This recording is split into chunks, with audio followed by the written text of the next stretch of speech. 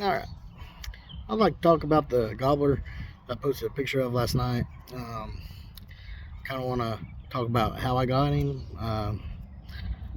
what I had to do to get him, and kind of some other situations about this hunt that also took place and tips that I kind of want to give about it. It might help y'all out. But this particular gobbler, to me, it was a prime example of getting in between him and his hens. And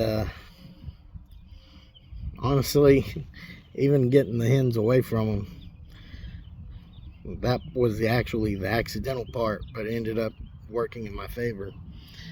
But anyway, as I was saying, so this hunt kind of started out. It was real early, about 7 o'clock in the morning. They started gobbling. I was walking back. I mean, this is way back out in the mountains, out in the woods. I was on this little logging road, and I was just letting off my owl call, and he started gobbling. He started gobbling at the owl call.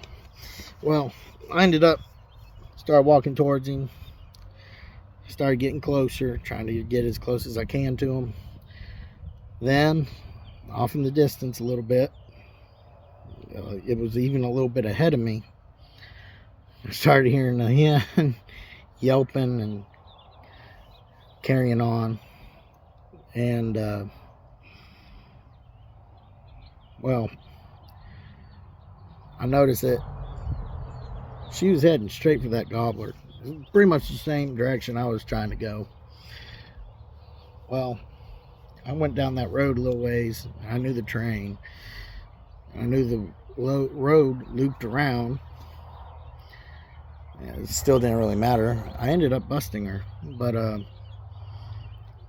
she ended. I guess you could say I got lucky on that one. When I busted her, she ended up flying the complete opposite direction of where that gobbler was at. And thankfully, that gobbler was still interested even after she took off, and even made some alarm putts along the way. And I kind of waited after that because, like I said, I was trying to get in between her and him. And like I said, I'm not perfect. I mess up a lot still. Like I said, I have experience, but I don't have some experience that these other guys do, like Matt Dale from Dale Outdoors. Shout out to him.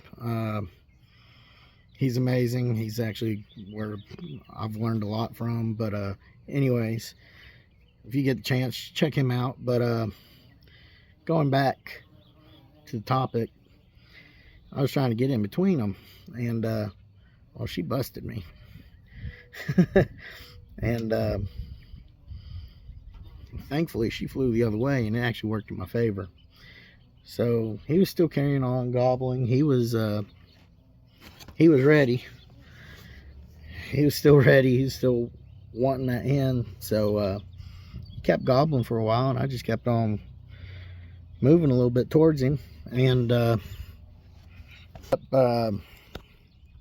he kept on gobbling. Finally, I closed the distance in. I want to say within about 200 yards of him. It was right around a bend in the road. Everybody that knows me knows I like to set up that right when I see them, or right when they come around, they're within gun range. So that's how I like to hunt. But here's what's funny. I ended up doing something completely different. And here's where another topic I want to kind of hit on is be maneuverable if you can. Sometimes they sneak up on you and you can't get a shot, and you can't move, and you just got to wait them out and let them walk off sometimes, and then try to reposition and call them back if they will. And but no, this particular time I was expecting him to come right around on this little service road, logging road, whatever it was. and he was gobbling his head off. And well, right above me, it's about right up here, off to my right, he came off that logging road, and he decided to go up. Started going up above me, I guess to try to see if he could look down, see what he could see down there, see if that hen was actually there. But I started hearing him walking through the woods, and I'm like, good grief, I know he's close. And he let off a gobble real close.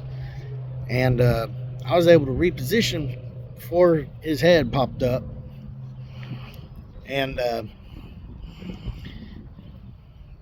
thankfully, like I said, I was able to reposition, and I repositioned, and then his head came up. He ended up rolling down the hill a little ways, pretty much right into my lap. But that's kind of what I want to talk about, is just try to put yourself in a position where you can be maneuverable as well. And also want to talk about getting in between the gobbler and the hen if you can.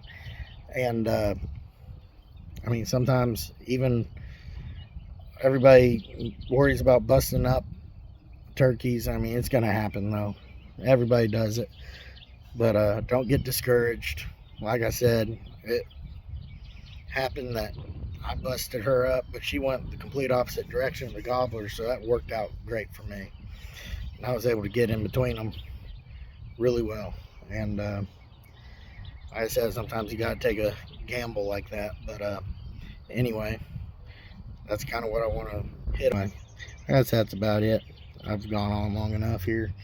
But y'all have a blessed day and happy Easter. And please like and share if you like this. And try to use what I just gave you here on another hunt. Maybe you can apply it somewhere else. And I hope y'all have good luck this year, and let me know how things go. And I guess we'll catch you on the next one. All right, we'll see you. Bye.